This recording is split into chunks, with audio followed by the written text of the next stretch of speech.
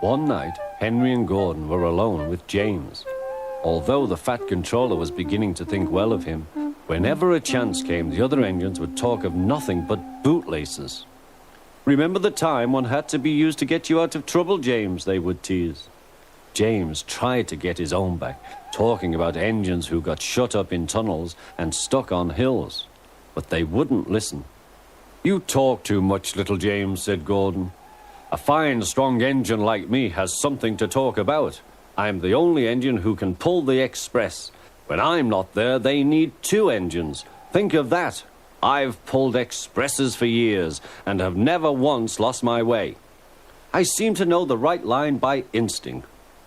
Every wise engine knows, of course, that the signalman works the points to make engines run on the right lines, but Gordon was so proud he had forgotten.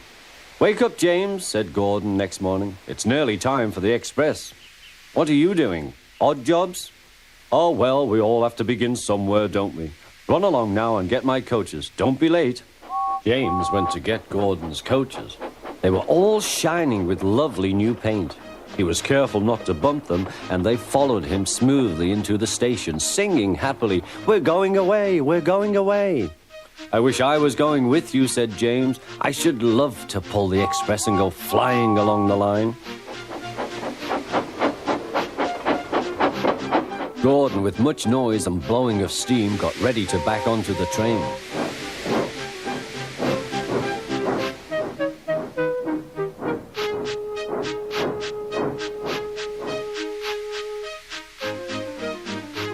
The Fat Controller was on the train with other important people, and as soon as they heard the guard's whistle, Gordon started. Look at me now," he puffed, and the coaches glided after him. "Poop, poop, poop, poop, poop. Goodbye, little James. See you tomorrow." James watched the train disappear and then went back to work.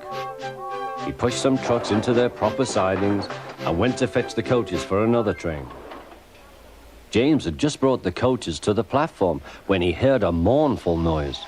There was Gordon trying to sidle into the station without being noticed. "Hello, Gordon. Is it tomorrow?" asked James. Gordon didn't answer. He just let off steam feebly. "Did you lose your way, Gordon?" said James. "No, it was lost for me. I was switched off the main line onto the loop. I had to go all round and back again." "Perhaps it was instinct," said James. Meanwhile, all the passengers hurried to the booking office. "We want our money back," they shouted. But the Fat Controller climbed on a trolley and blew the guard's whistle, so loudly that they all stopped to look at him. Then he promised them a new train at once. "Gordon can't do it," he said. "Will you pull it for us, James?" "Yes, sir, I'll try." So James was coupled on and everyone got in. "Do your best, James," said the Fat Controller. Come along, puffed James. You're pulling as well, sang the coaches.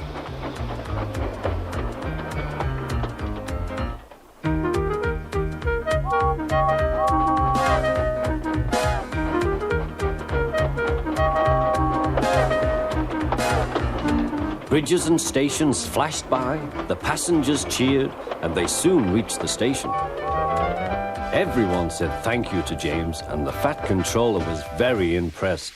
"Well done," he said. "Would you like to pull the express sometimes?" "Yes, please," answered James. Next day, when James came by, Gordon was pushing trucks. "I like some quiet work for a change," he said. "I'm teaching these trucks manners. You did well with those coaches, I hear." "Good, we'll show them." And he gave his trucks a bump. James and Gordon are now good friends. James sometimes takes the express to give Gordon a rest. Gordon never talks about bootlaces, and they are both quite agreed on the subject of trucks.